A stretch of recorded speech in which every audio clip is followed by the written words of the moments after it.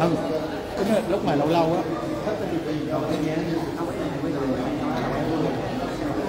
Không, hồi trường không quan trọng, nghe máy người speaker á, người nào nói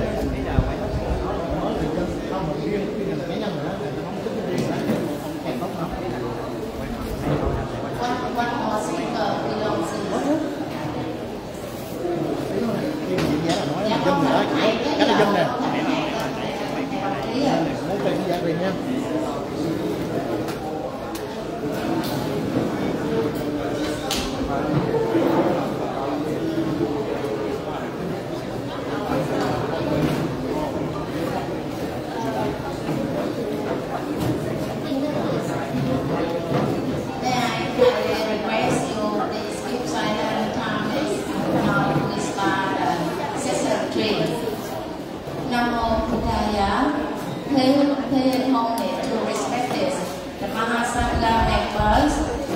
Respectfully greeting to distinguished scholar and distinguished guests. Welcome to the session 3 of the United Nations Days of Vesak 2025. Taking place in Ho Chi Minh City, Vietnam. It's my honor to serve as your MC today. Our session continually focus on the sub-theme cultivating inner peace for the world peace. Now, on behalf of the organizing committee, I'm deeply honored to respectfully introduce two moderators of this session. Most Venerable Dr. Thích Đồng Trí, lecturer at Vietnam Buddhist University in Ho Chi Minh City, and Dr. Neeraj H. Gupta, Vice Chancellor, Gujarat University, India. We respectfully invite the Most Venerable Thích Đồng Trí and Dr. Neeraj H. Gupta to assume the chair and guide our sessions forward. Please introduce this is your Friday's five speaker. Now the floor is yours, please. So, I think the MC, good afternoon, respected monks, nuns, all the venerables, Dhamma, sister, and brother, all the participants in this room. So, today we continue on the frameworks of celebrating Vesak 2025 in Ho Chi Minh City, Vietnam, with theme one, cultivating inner peace for world peace. And then we have a panel of the speaker. So it is our pleasure and honor to welcome Venerable Professor Dr. Vintaran B.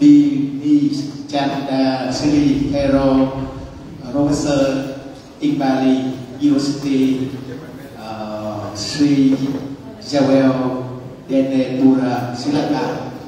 Welcome, Doctor. Give big hand for our wonderful. And we also welcome from the Brazil, President of Nalanda Center for Buddhist Study, Dhamma Karija Ricardo Sasaki. And a speaker from Vietnam, Dr. Thảo, lecturer of University Economic University.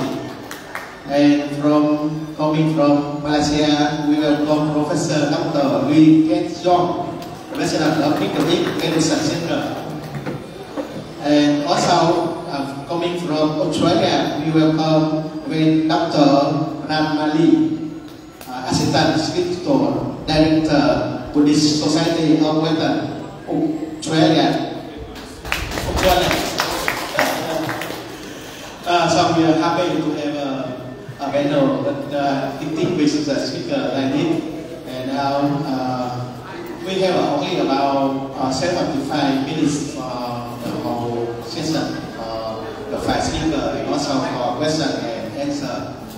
Then I think each speaker should take around 10, maximum 11 minutes maximum, and then we can have also 15 minutes left for the Q&A question and answer session. First, we would like to introduce when Professor Chandra Siri Thero, Professor Bali University from Sri Lanka, present the topic War and Peace, a comprehensive exploration from the Buddhist perspective. Give a big hand for Professor Chandra Siri Thero.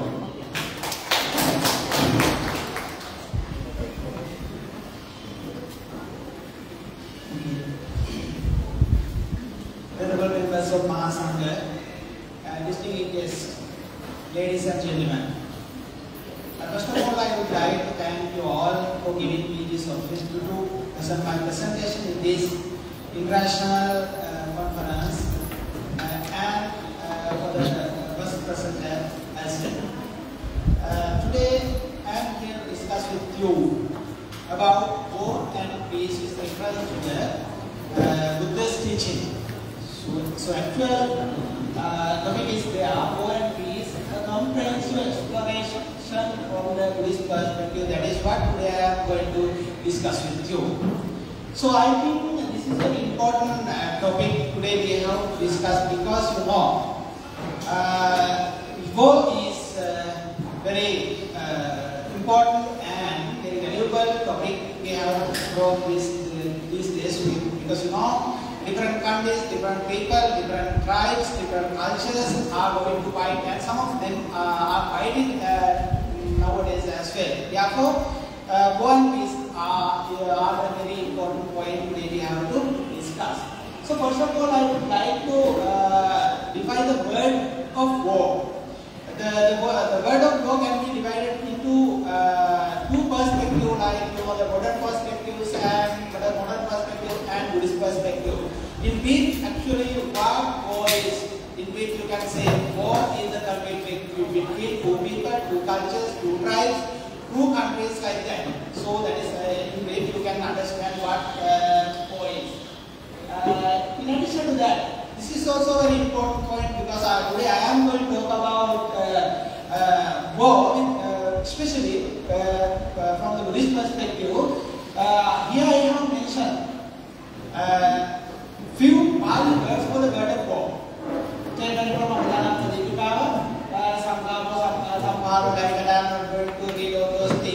Because I'm trying to explain that therefore here I have mentioned a lot of words for the word of war. Pali words for the word of war. One of them I have defined here.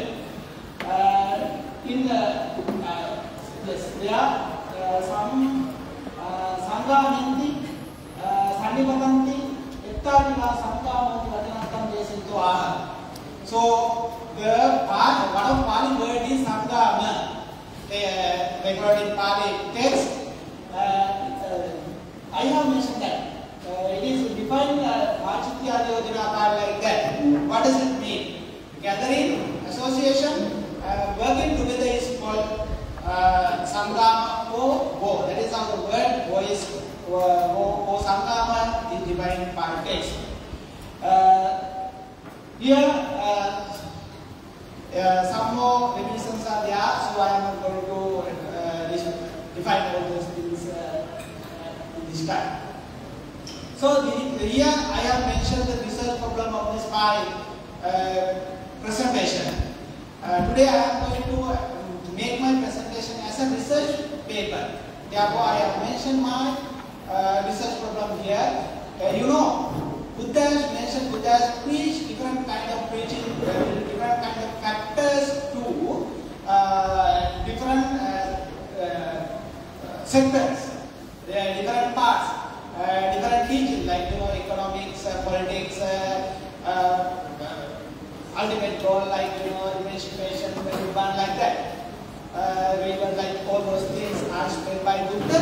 Here, I have mentioned my research problem. So my research program actually a lot of teaching can be seen because teaching relevant to the war. So how all those teaching can be applied for the modern world or current world to reduce or stop the war happening in the present situation. That is the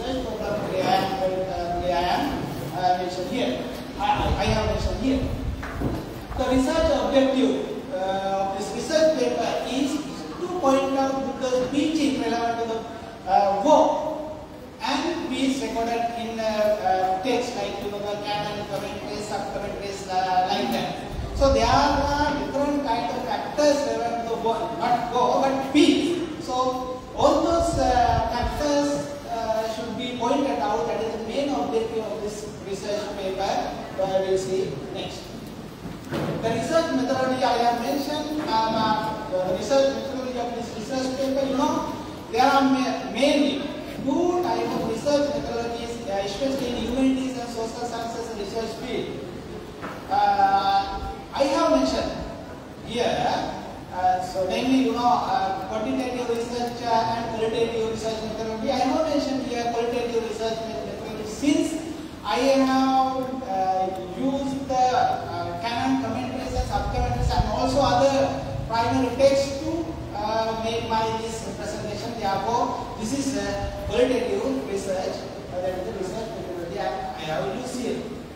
And next, so I would like to pay your attention to the discussion and results of this research paper. So here I have mentioned the different kind of words recorded in Pali Canon and also the commentaries as well. These are not the all words and all countries recorded in Pali Canon or Pali commentaries, sub-commentaries like that. But there are a lot of parts and lot of factors about O and P's. I have mentioned as example. I have mentioned here 2 or 3 words taken from the from one from Pakistanikaya, other from Sanghya and also the commentaries as well, especially in Kamalatika as well. So those are the different kind of work we can see in the speech. Yes. Here.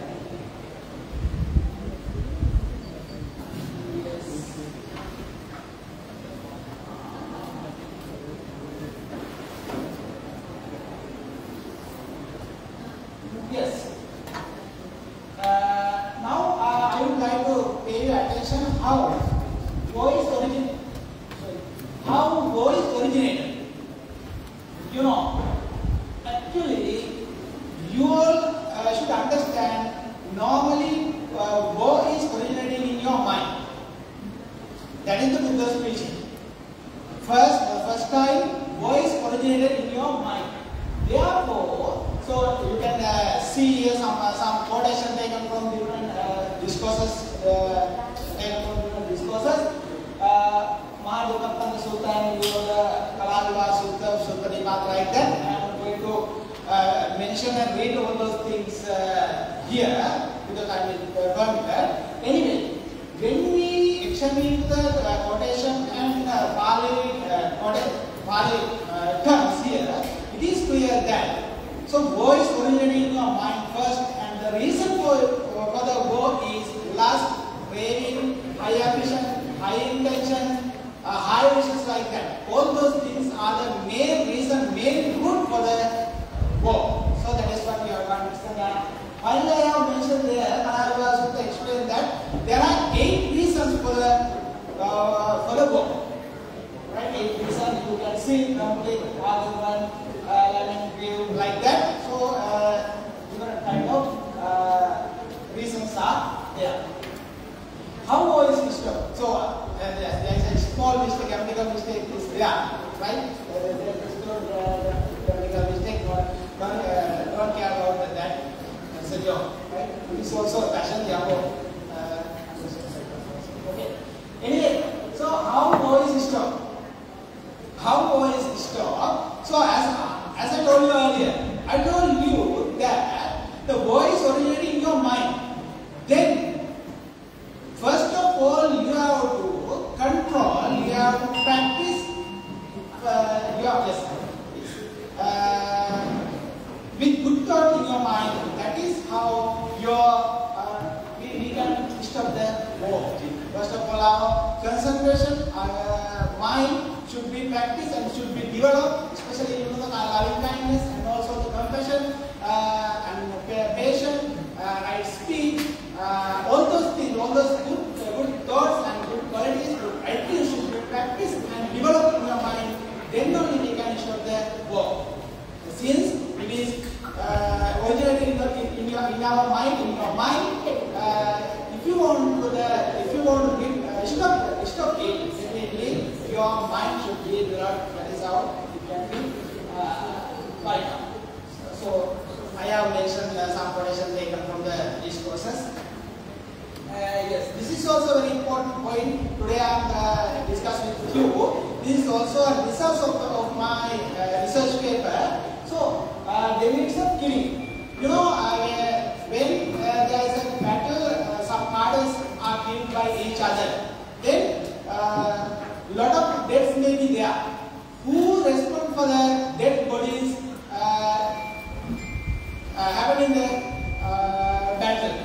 So, according to my point of view, I think that even though the demerits of killing should be received by the shooter or killer, so other part of demerits should be divided into few parts. You know, normally in a country there is a hierarchy from president to soldier and also the civil people as well. All those peoples are divided under that is also a result of my research of this. So that is what finally I have mentioned here. So actually I am going to explain all those things over here because time is very abundant. He told me to stop, wind up my presentation. Thank you very much for your presentation. These are the resources I have used, and finally, yes, what I will tell you here is that if you have not idea of big and between, then you will be well and happy and also fun. Thank you.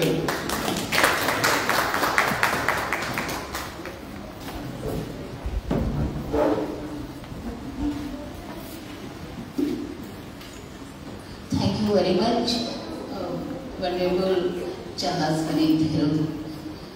A very, very important and pertinent question what you have presented through the canons of Buddhist texts about war as well as peace. I would like to invite now the second speaker, Dharmacharya Ricardo Sasaki from Brazil, to introduce briefly. He is the founder director of Nalanda Center for Buddhist Studies in Brazil and has trained under various Buddhist teachers for over 42 years. A writer, translator and counselor, he translated the works of Ajahn Buddhagasa into Portuguese. He teaches Buddhist philosophy and meditation in Brazil and Europe and has spoken at international conferences. I would like to save time for his presentation. There is a long introduction. I invite you.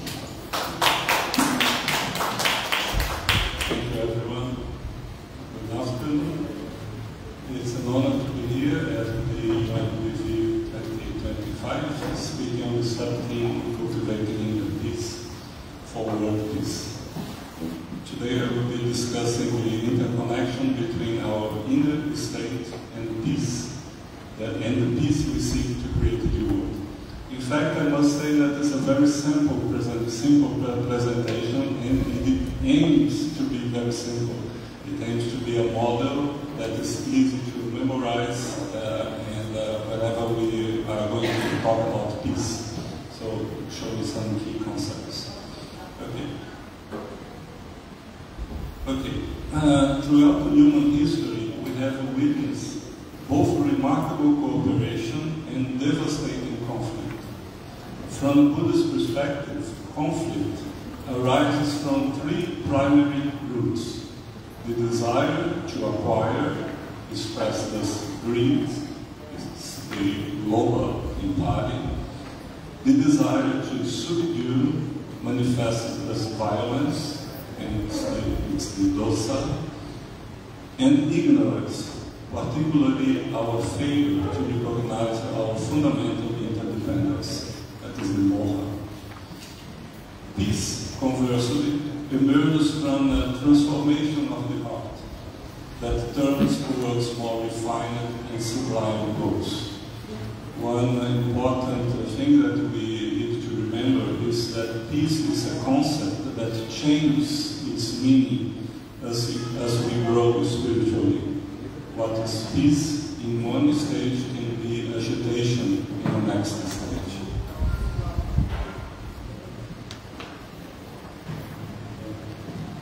So at the core of Buddhist philosophy lies the principle of dependent co-arising and interdependence. This principle teaches us that all phenomena arise in dependence on causes and conditions, highlighting the profound interconnection between all beings also. Consider this metaphor. Just as a single drop of water creates ripples that gradually affect an entire lake surface, our individual mental states influence our actions, which in turn affect our communities. But this interdependence works in both directions.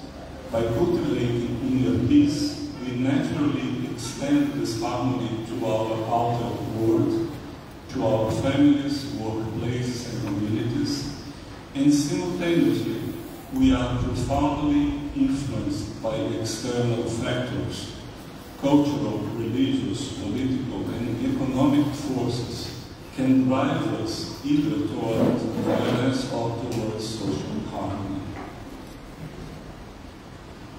Understanding this interconnection, Buddhism offers practical tools for cultivating both inner and outer peace.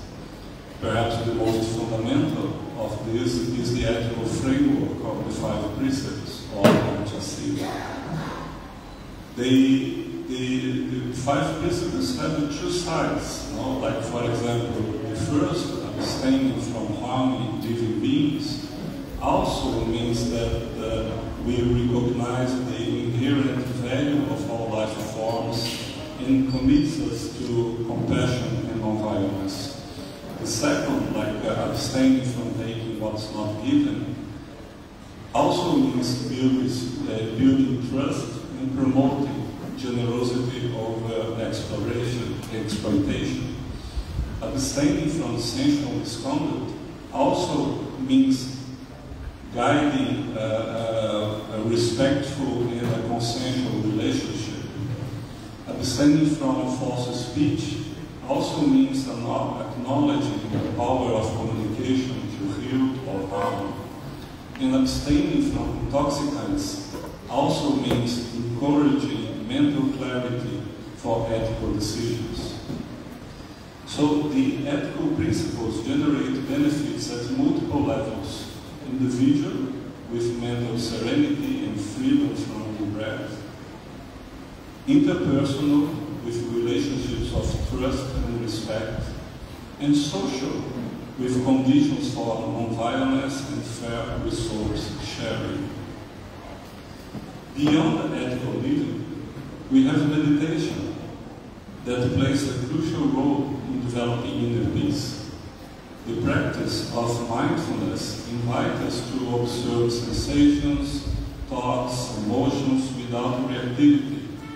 The Satipatthana Sutta outlines 4 foundations: mindfulness of the body, that also means grounding in the present; mindfulness of sensations, observing pleasure and displeasure without impulsive reaction; mindfulness of the mind, developing clarity; and mindfulness of life patterns, recognizing our behavioral conditions. Complementing mindfulness is loving-kindness meditation, which cultivates boundless love for all beings. And as the Sutta states, just as a mother would protect her only child, even at the risk of their own life, so too should one cultivate a boundless heart towards all living beings.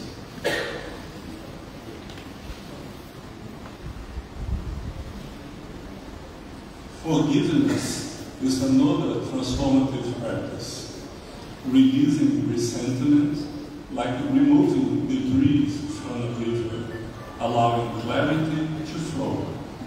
And the four sublime states, the Brahma Viharas, further deepen this feeling: loving kindness, wishing happiness for all, compassion, responding to suffering, appreciative joy, rejoicing in all their happiness, and equanimity, with developing a balanced mind in all circumstances.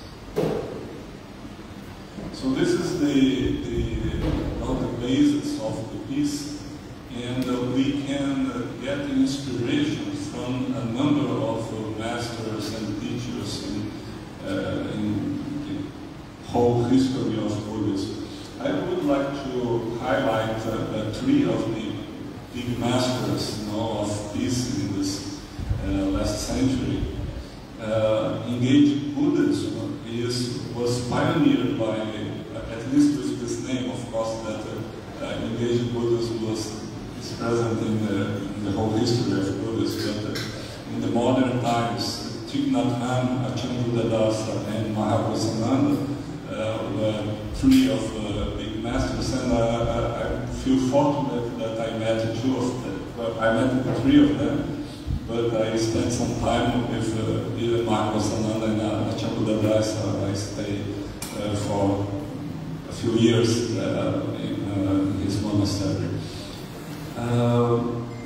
The engaged Buddhism applies these principles to social and environmental justice.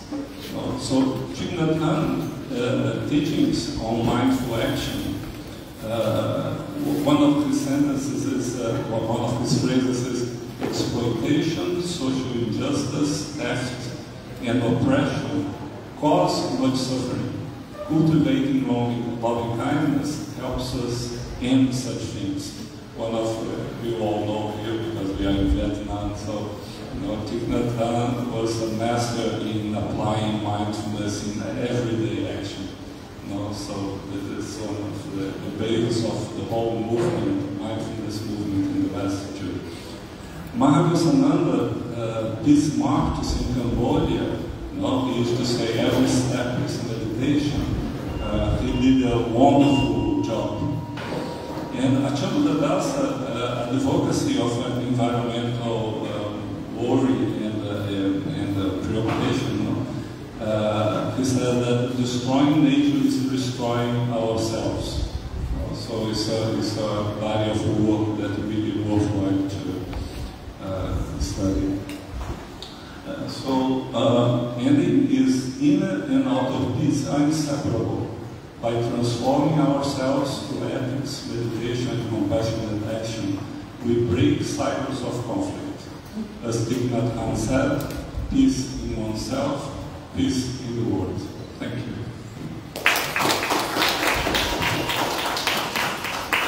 So, thanks so much for Dhammacarya Nikato Sasaki. We have to learn that even in Brazil, you also have a Nalanda Center for Buddhist study.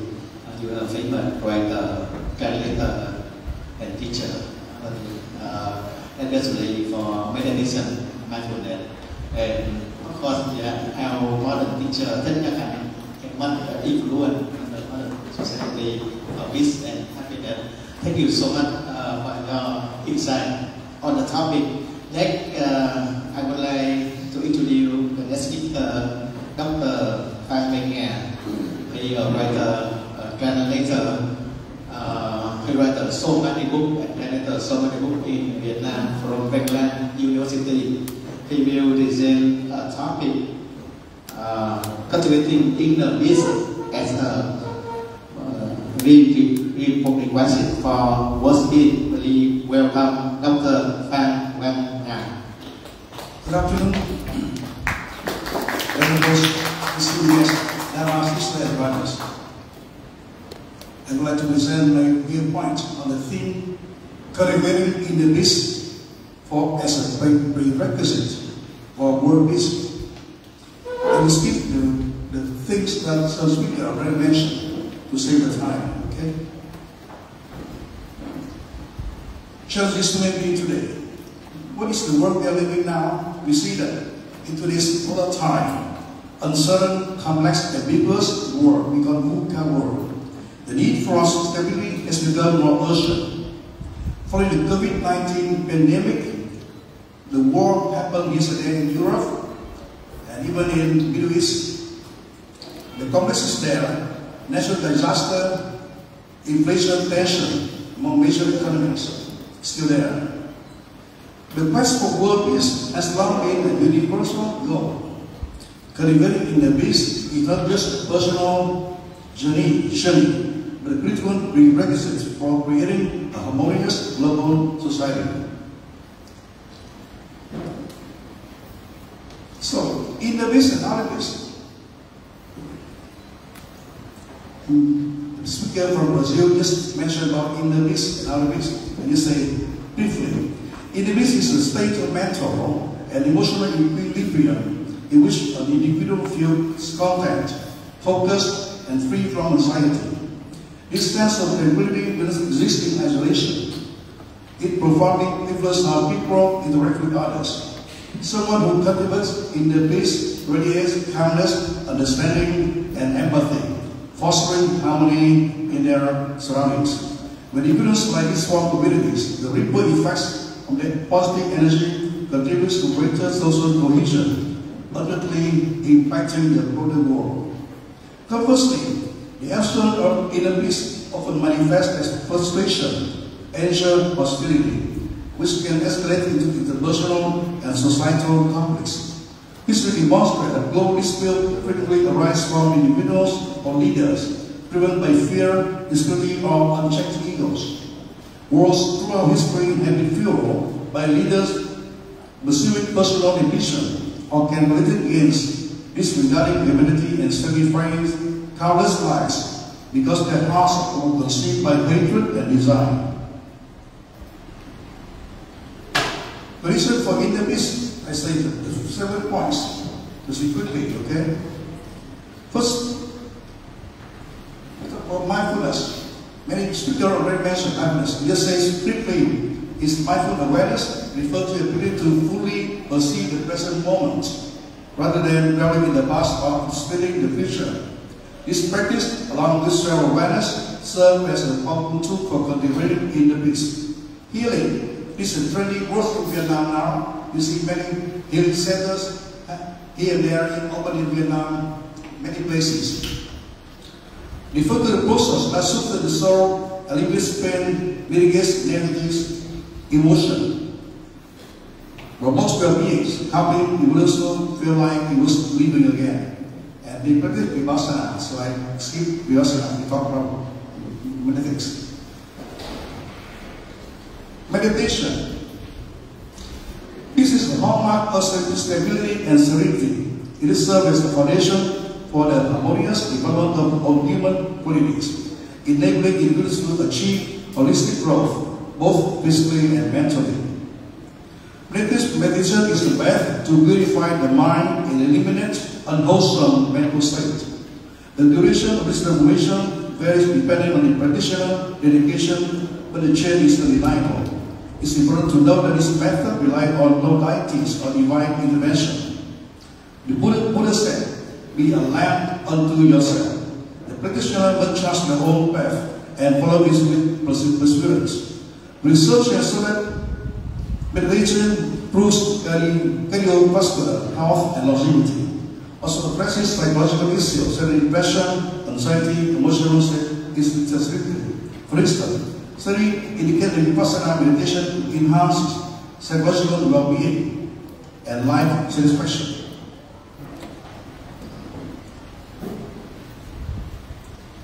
We have three tranquility stillness. Stillness and the foundation for meditation. We have MBSR, or mindfulness-based stress reduction programs demonstrated effectiveness.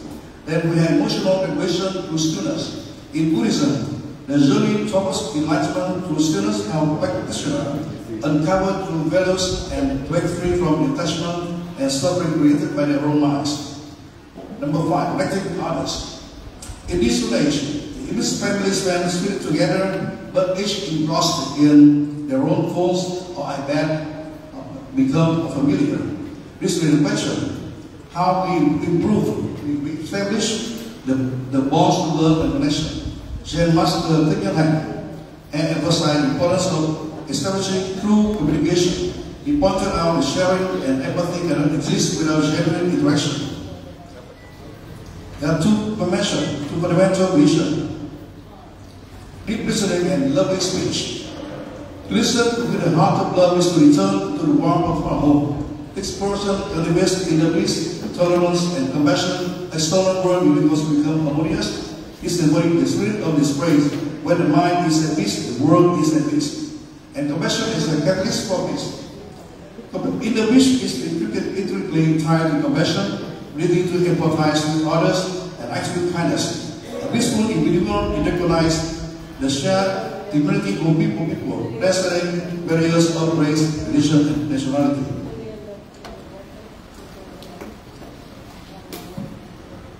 Compassionate leadership is an example of how inner peace can create world peace. Leaders who are led by compassion rather than a mission of fear more likely to make decisions that prioritize the happiness of people. Figures like Mahatma Gandhi, Nelson Mandela, Dalai Lama exemplify the peaceful, prominent inner qualities can inspire human tolerance and harmony.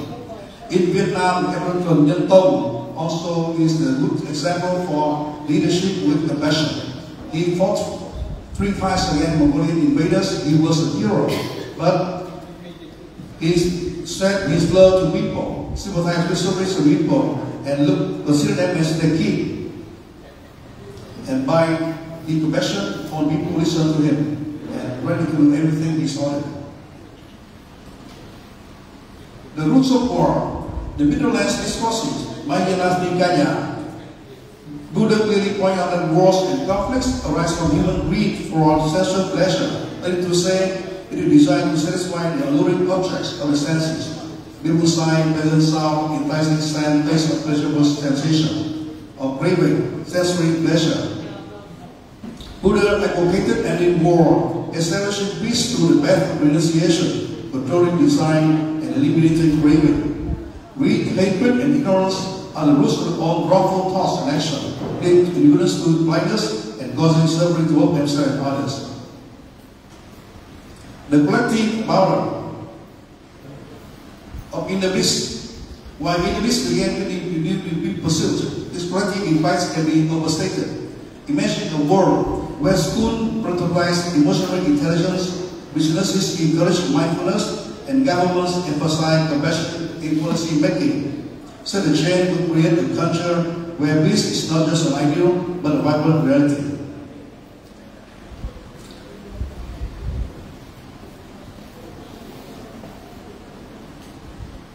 Respect for lives and development of beings. Okay? Modern movements now promoting inner peace and International Day of Peace and Global Mediation Initiative. Flow with the Spirit. Example of Buddha. Buddha is the messenger of peace because he possesses all the qualities of such a messenger. He conducted himself peacefully with others and skillfully maintained peace within himself, ensuring health and condition necessary to serve the cause of peace in the long term. This is evident in Buddha's life, exemplifying tranquility and influence.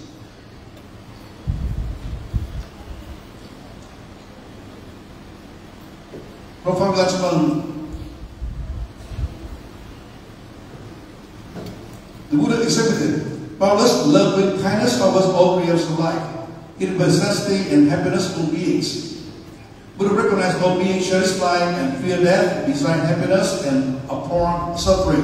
Realizing that every being linked to its existence, he advocated refraining from harming others, urging us to stand the same respect for life we seek for ourselves.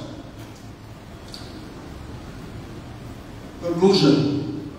Cultivating inner peace is foundation for achieving global peace. It begins with self-awareness, grows through compassion, and expands by collective action. Each person holds the potential to influence the world by fostering harmony within themselves.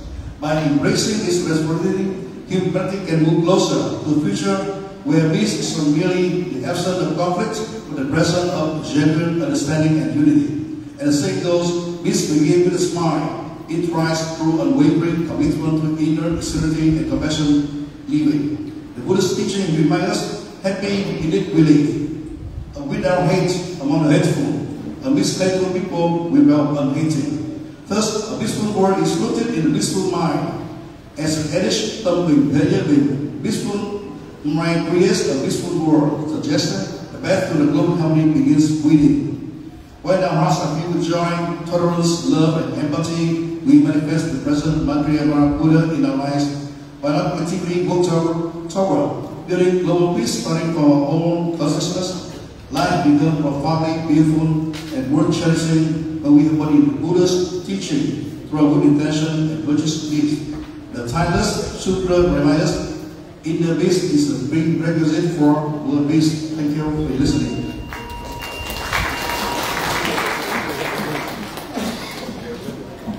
Thank you, Professor. The next speaker is Professor Dr. Phật from the BioBrief. Looks to be a really interesting combination. He is the president of Middle East Meditation Center at UAE and Malaysia. He has been a Malaysian-born scholar and aviation engineer who held senior roles at Boeing and Airbus delivery centers. A recipient of the Stockholm UN World Peace Award and Outstanding Buddhist Leaders Award, he co-authored Celebrating Tolerance and co-founded Tam Ha Ambulance Services in Vietnam. He is right now serving as Secretary General at the World Alliance of Buddhists and holds dual degrees of Buddhist philosophy and public administration, integrating ancient wisdom with the contemporary educational initiatives. I invite you, Professor.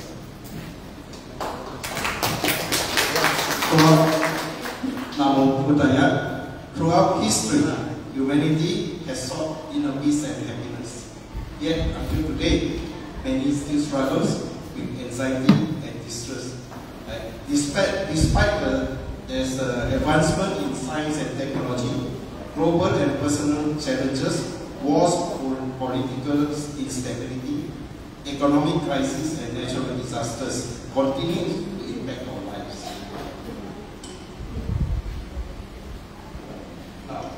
What is inner peace?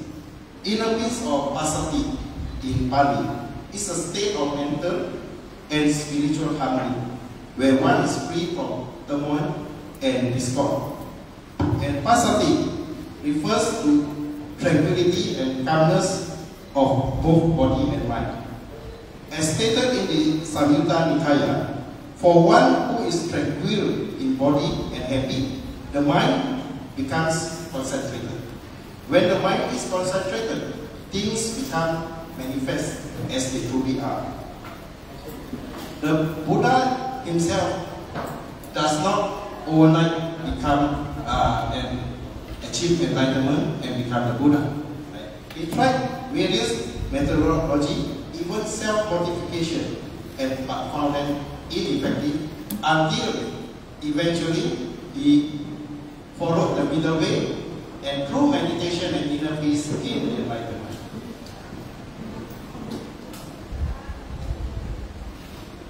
The transformative power of meditation.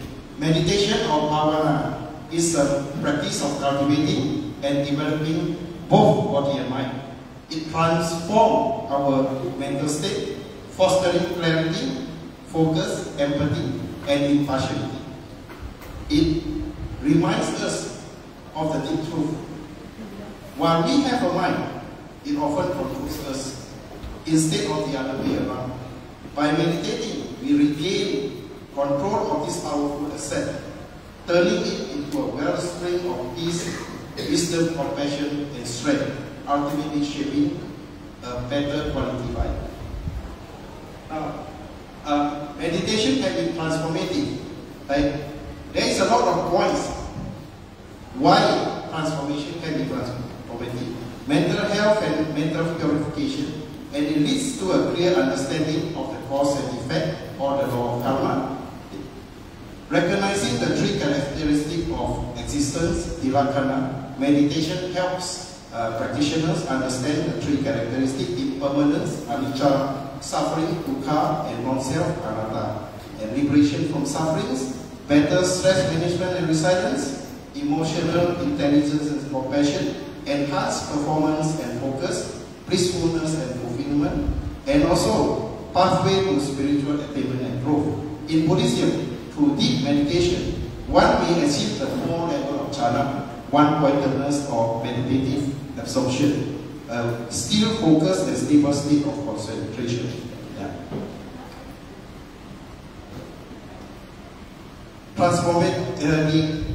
Transformative power of meditation, cultivating a peaceful community.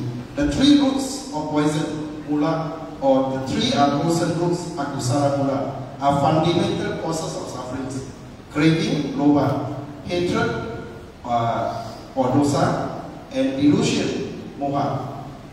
From AN 3.9, the 3 poisons are described as fires that burn beings and keep them bound to samsara. Meditation can reduce or eliminate akusala mula, which can lead to a peaceful community. Now, in Buddhist scriptures like the Kayakata Satipatthana Sutta, Anapanasati Sutta, and Samyutta Nikaya consistently mention that meditation, jhana, samadhi, and bhavana as an essential tool for developing mindfulness or self. If we Google in our internet, there are many types of meditation practices. Right? There is very diverse, maybe hundreds or more types. And if you ask which type is suitable for us, it all depends on oneself. Right? Allowing individuals to choose what resonates best with their needs and also goal. Let us go through 1 or 2 quite popular meditation techniques. Right? One of them is the Vipassana meditation. And Vipassana means insight or clear seeing, one of the oldest form of meditation. Mindfulness practice focusing on the observing thought, feelings, and physical sensation without judgment, and given awareness and understanding of the true nature of existence. Another method which is quite popular in Thailand and other parts of the world is the Dhammakaya meditation techniques. Right? This technique is actually founded, during the Buddha's time, but lost after the passing of the Buddha and refounded by by Pramongkonte Muni or Chantasaru, an old man in Thailand, and also Luangpo Thammachayo. They are instrumental in promoting this technique, highlighting its effectiveness in achieving profound inner peace and wisdom. Let's look at the meditation methodology of Dhammakaya. The 3 concentrations are meditating on an object of visualization, kasina, focusing on a specific object like a frame, or even the colored lights, the moon or sun, right, to cultivate concentration. And number 2, recollection of the Buddha's virtue, Buddha Nusati, reflecting on the positive qualities of the Buddha, such as wisdom, compassion, and enlightenment, to inspire and uplift the mind. And thirdly, meditation, mindfulness of breathing, Anapanasati, paying attention to the breath, observing its rise and fall, to develop mental stability and focus. And the important part I want to highlight Dhammakaya meditation is the point at the center of the body. Right? That is known as the permanent base of the mind. And this is the point which is very critical in Dhammakaya meditation, where we put our focus there quietly, calmly, slowly, without any distraction, until the mind is still.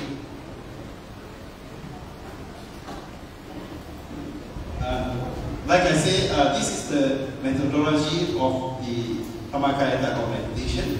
The inner peace as the foundation of world peace. If everyone in the world has achieved inner peace, the cumulative effect could lead to a transformative shift towards a peaceful world. And the agent of peace. Now, if, like I said, if everyone in the world achieves inner peace, right, the world will be at peace. So, I would like to invite, by embracing the practice of meditation, individuals have the power to cultivate inner peace and mindfulness, fostering loving kindness, compassion, empathic joy, and equality. This inner transformation not only enriches our lives, but also contributes to the elimination of the three roots of poison of the mind: delusion, hatred, and greed. Let us then unite beyond boundaries, irrespective of nationality, faith, or creed, to become agents of change. Together, we can promote meditation as a universal tool to create a sustainable world of peace, compassion, and harmony for all. Thank you very much. So, thank you so much, Professor Lee Keat-yong, giving us some guidelines from the insight for the solution of rising in the modern world, especially with meditation and mindfulness. So, last but not least, we welcome Venerable Doctor coming from Australia, Ram Mali. So he Assistant Spiritual Director for the Society of Western Australia, with the title topic, what the Buddha say about peace according to Bali Canon. Is that all we have to say about me? A long introduction for everyone else. That's a short one. Oh, okay, good. It's the best of the good, okay. Yeah, short and concise and very useful. Okay, thank you so much for that. Okay, I better not waste any more time. Good. So, good afternoon, everyone. It's wonderful to be here, and thank you so much for your very kind invitation to come to this Vesak celebration. It is one of the most marvelous things about it, seeing so many people from so many different backgrounds coming together and mingling together and chatting and learning to meet new people, making new friends. It's a marvelous thing. One of the previous speakers, the moderator, Venerable Dhammaratana, he said, now we have Buddhists from everywhere around the world, all continents. Yeah, Buddhists, we have some African representatives here too. But he wasn't quite right. There's one continent missing, Antarctica. So when we get a few penguins ordained, then maybe we can have a whole couple of continents around the world. But coming to the real issues here about cultivating inner peace leading to outer peace, one of the, I think, very important questions that we should ask ourselves is the question, is peace really possible? Can peace be found in this world? And I think it's a very profound starting point for making inquiry into how we should live our lives and what we can do, how we can make the most of our lives to actually cultivate for ourselves and also for society around us. And if you look at the world, the way the world is now, if you look at the history of the world, the way the world has been over the last few thousand years, it doesn't look very promising, does it? Pretty bad news if you look at the history of the world, right? All the problems we had, all the wars everywhere. And the history books are full of wars and violence and conflict and all of these kind of things. So it doesn't look very promising, but to really find out, and this is where I want to commend Dr. Lai on my right here for quoting the suttas. I was so happy that we're quoting the suttas, quoting the word of the Buddha, because this, I think, is something we should all do as Buddhists. We should quote the word of the Buddha. That is where we find the base wisdom upon which all Buddhist traditions are built. It's foundation for everyone here, whether you're Vajrayana, Mahayana, or Theravada, or even if you are the Mahayana. This is Ajahn Brahms, the famous kind of the Mahayana, right? So anyway, so what does the Buddha have to say about this? And one of the very interesting passages you find in the Pali Canon is a sutta called the Sangha Panya Sutta, the questions of Sakka. Do you know the sutta? Yes? Excellent. Okay, very glad to hear that. So we have one knowledgeable person over here already. Sakka Sutta is very fascinating because you have Lord Sakka. Lord Sakka is the king of the Tavatimsa heaven, or the Lord Deva of the Tavatimsa heaven. And he comes down to the Buddha, and he asks the Buddha a question. And I always thought this is a very perceptive and powerful question to ask. And the question he asks is, why is it human beings live in violence, they live in problems, they live in conflict, they live in war? Why is that? When everyone wants peace, when everyone wants harmony, when everyone wants to live together in kindness, why is it that we have war? And it's an incredibly good question, because you would think that if everyone wants peace, and if everyone wants to live in harmony, why can't we create a society that actually manifests that peace and harmony in this midst? Why have we failed so badly? And the Buddha, as always, gives a very profound answer. This is a very Buddhist kind of answer that the Buddha gives. The Buddha analyzes this question back stage by stage. He says, first of all, that one of the main reasons why we have war in the world is because, not straight away, he says desire and aversion. And desire and will is one of the main causes for these things. And then Sakka asks, what is the cause for that? And he goes back stage by stage by stage, backwards, finding the root cause, the most foundational cause for war, conflict, and problems in the world. And what is that root cause? If we can find the root cause, we have solved the problem. So are you excited? It's exciting, right? Really exciting. What is the root cause? And the answer is, the root cause is the sense of self. That is basically the root cause. It's called papancha. The pandanya of papancha is basically arises out of the sense of self of human beings. And once you hear that answer, you understand that there is a very serious problem in the world there. There's a very serious problem because the sense of self cannot be uprooted across all of society.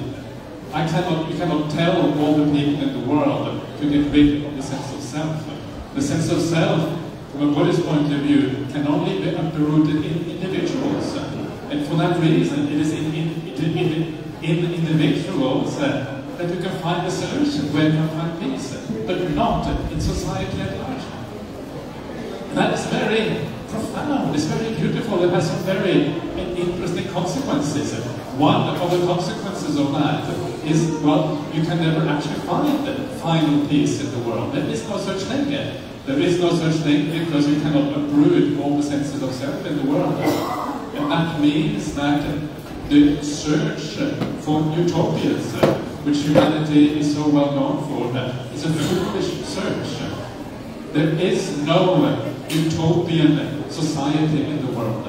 There is no place where you find a final solution, a society that is stable and is able to always deliver peace, harmony in these things. Utopias is a mistake according to the Buddhist teachings. And this is a very interesting and powerful result, because it means that so many of the experiments that have been done in human history, where millions of people have been sacrificed in the search for some kind of utopia, are completely misguided, and is something that we should never pursue or never encourage as Buddhists.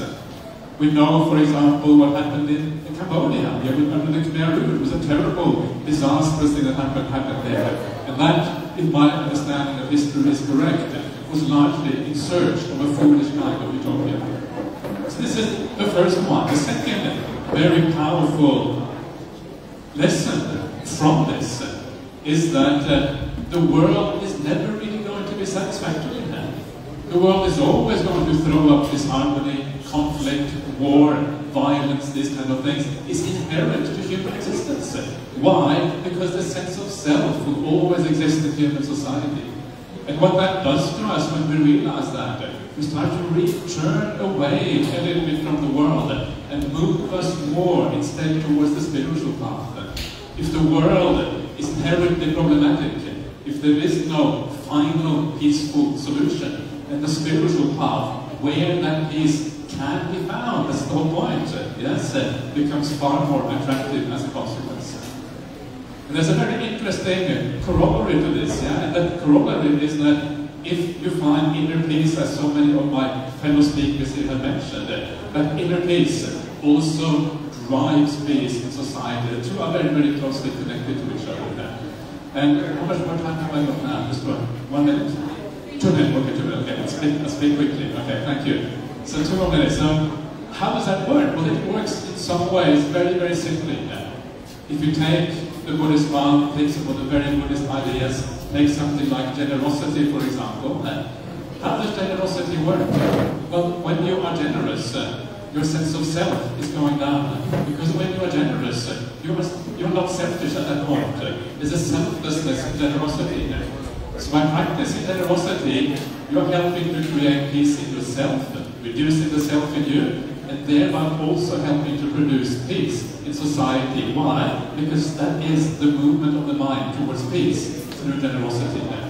The same thing, of course, is true for morality and sila that we've been talking so much about.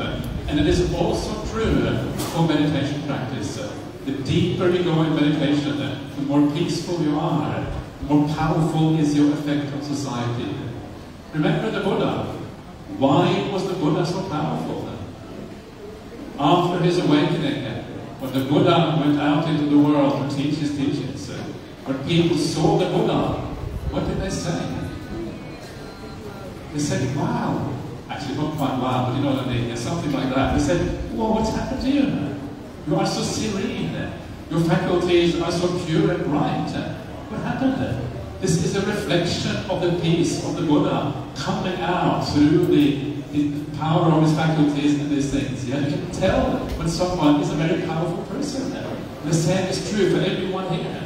And based on that peace in the world, the Buddha established the Dhamma, he established the Buddhism as a religion in the world, and looked at the enormous amount of good that has done for the world. One person practicing the Dhamma very, very profoundly can do so much for the world. Now we cannot be the Buddha. That is, well, maybe you can, but it's very difficult to be the Buddha. At least we can be ordinary people who practice that path. And we will also reap some of those benefits for ourselves and for society as we do that, just as the Buddha did it. And this is what this path promises. When you become peaceful in your meditation, one of the things that you understand is that your inner peace depends on your outer conduct. Your inner peace depends on your outer conduct. The moment you become peaceful inside, you become kind in society. You become a compassionate person, because the two things are very, very closely interlinked. So by practicing these things, generosity, morality, calm and samadhi, meditation, finally inside itself, every one of us has the opportunity to add peace to the world. And I'm saying this because I want to motivate you. I want you to understand that it makes a difference how you live your life. Don't take the Dhamma as a theoretical thing. Every little thing we do matters. Every act of kindness is important. Please carry on this path. You will have the best possible life for yourself and also for the rest of the world around us. Thank you.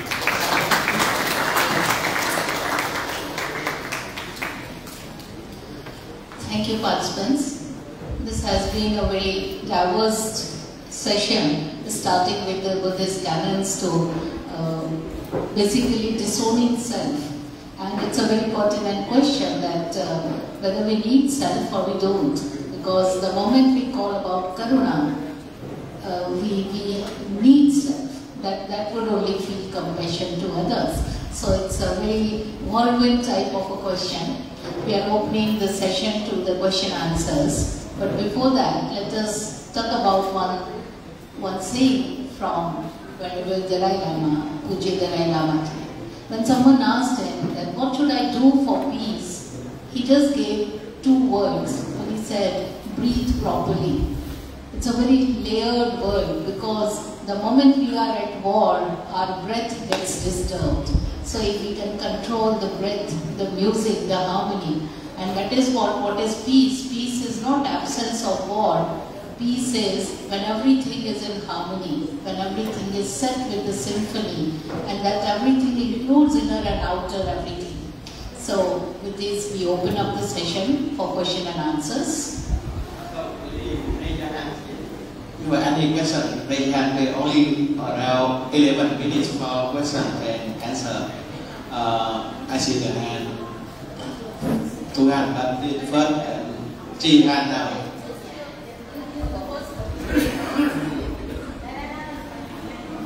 Yeah, please. Introduce your name, where you come from, and question directly, and short question. My name is Dhammajogi, but I just want to make one small point that is not very important. And our member speaker has spoken on the importance of referring to Sutta, and I think that I fully agree. And also in that context, I want to refer to the previous speaker, I cannot see the name, who speaks of, who does refer to the Sutta and refers to the word pasakti as inner peace, right? If I'm not mistaken. And that is the foundation for world peace. So I think that is a good example when we should put the Sutta, we should open to Sutta and very seriously. Not to take it as theoretically what it means, but how we can be inspired from the word. However, that also means that we have to, I think, clarify the intention, the meaning in those words in Sutta. Pasati, for instance, I don't think it's a word that you can use for inner peace. It's certainly some kind of peace. And the importance of pasati is according to the meditation process. One transforms, meditation is a transformational process, and transform, in brief, pasati, Dauskuya to Pasati, that's the quote the Yogacara. That means pasati is a state of notability or piety. You come to a stage where your body is fit, your mind is fit to be transformed. And ultimately, the Dauskuya, the grossness, the basic evilness, if you like, within us, comes to be transformed into serenity or pasati. I think that's the meaning of pasati, and probably it doesn't refer to the kind of inner peace that you're talking about. I may be mistaken, but this is the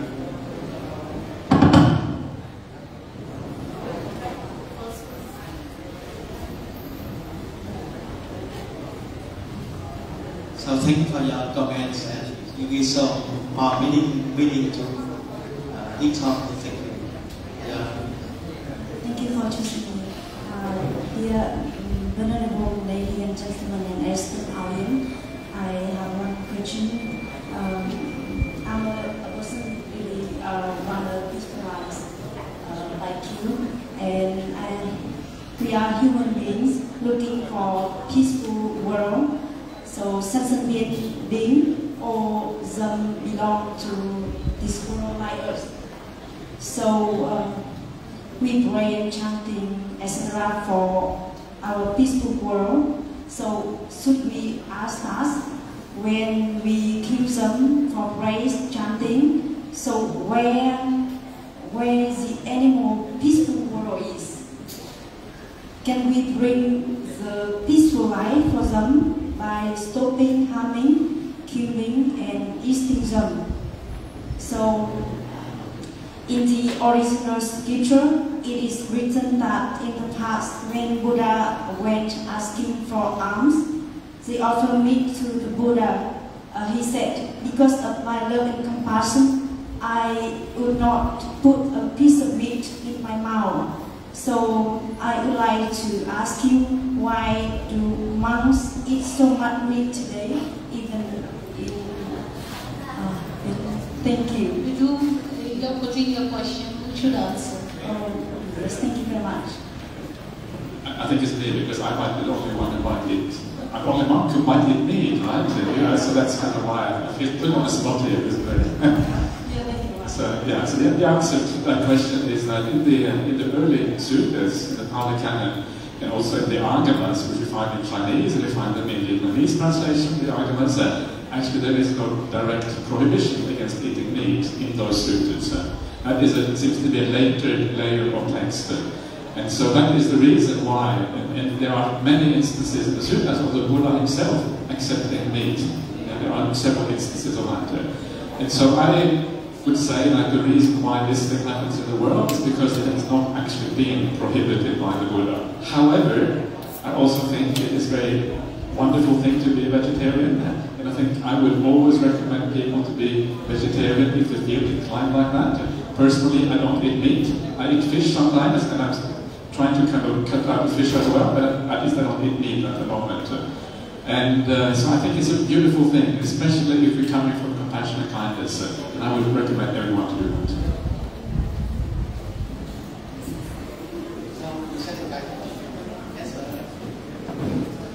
So more question from any audience. Yeah, leave the microphone to her.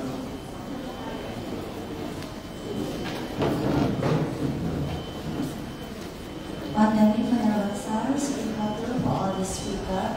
And then, especially, I want to ask questions to the Professor Carol and also for the Dr. Brahmali about the war. As we know, in the story, there is the famous war conducted with Vidudaba. Vidudaba, the son of King Pasanedi. So, at that time, even the Buddha himself failed to forbid the war. The war still happened. Even at the time, we also know Vidudaba is very fond with the Buddha, very pleased with the Buddha. But at the time, even the war still happened. And then, if this is society, Honorable say, one of the methods is with generosity, with donation. To reduce scarcity, the perception of self is what by the generosity with donation. But sometimes because of the donation, the I arise. I make the donation. I build this building. I offer this one. So how also we overcome this I to appear? Thank you, Honorable Sir.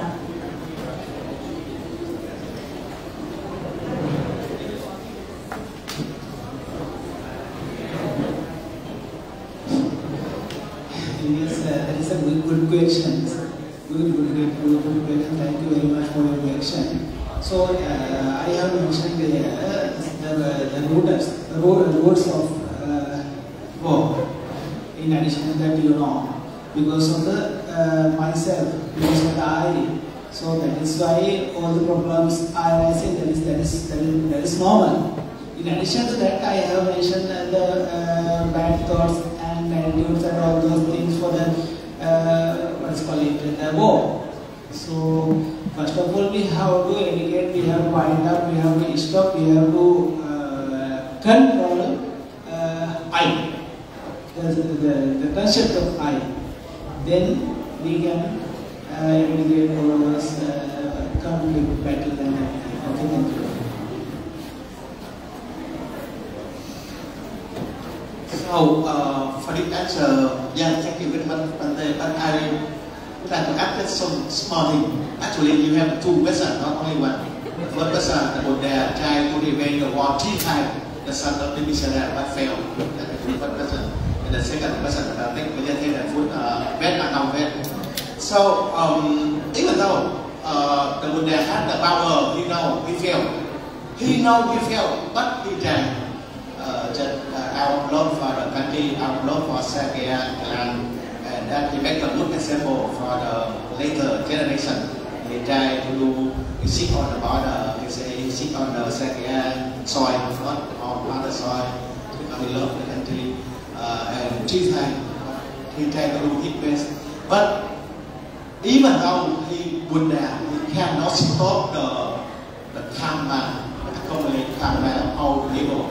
No, the Buddha cannot kill or cannot say how, even the power of Buddha not bigger than the accumulated karma.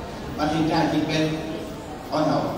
And the second question, that Mahayana tradition, we know So we're not going to go deep into that. But you satisfied with that, right? Question about the self-perception. Okay. That's That's okay now. Okay, now you satisfied that already.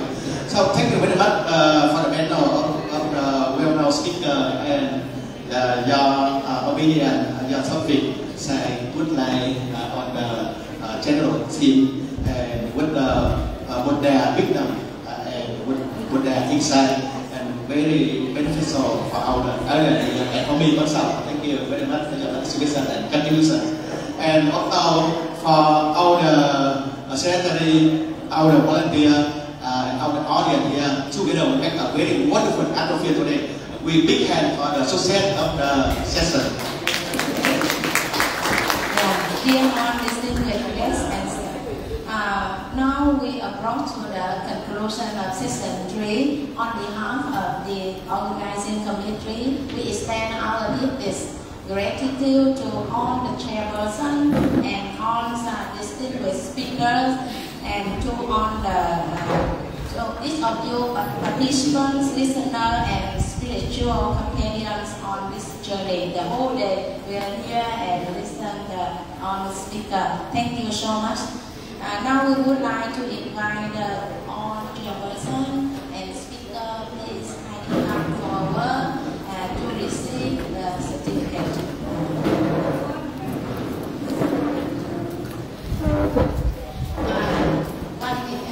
I have two announcements for two all international delegates. Yes, please, the Viet Travel Company have set out the counter to give you the refundable of flight ticket. Please come there, the Viet Travel counter, to receive the refundable and have dinner there. The food cost the same lunch place.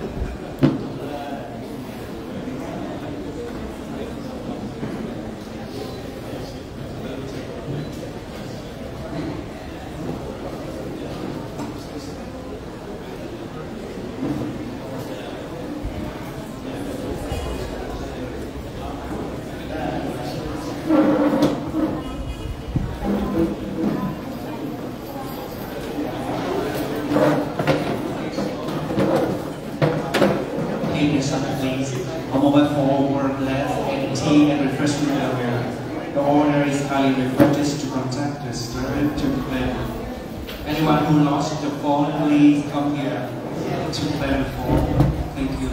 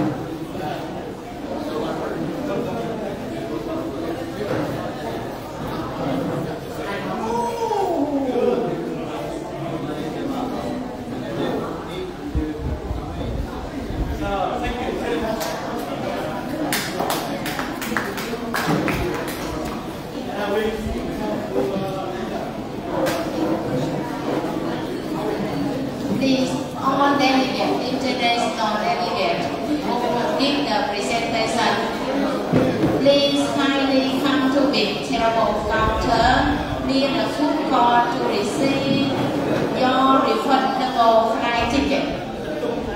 Yeah. Please come. Please come. We have a group photo on the chair beside and speaker.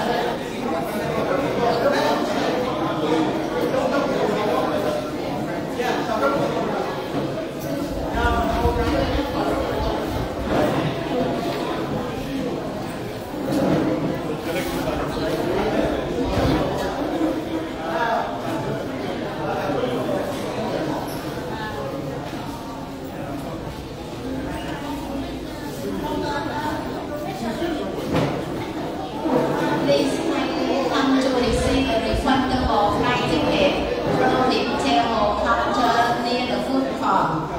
Please receive the refundable flight ticket from the table counter near the food court. Near the food court. Yeah.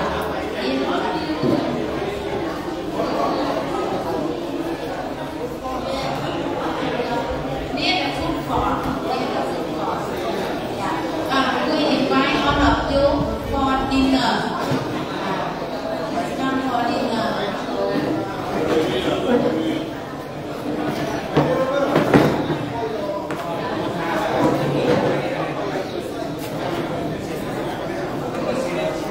In our hand have one glass and a mobile phone.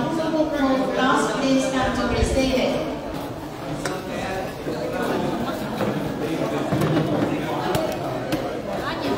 Anh làm tiêu đề bài thảo.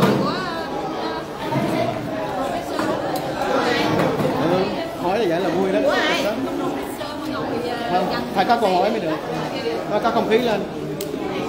Như vậy tốt đó. Thảo luận phải hỏi.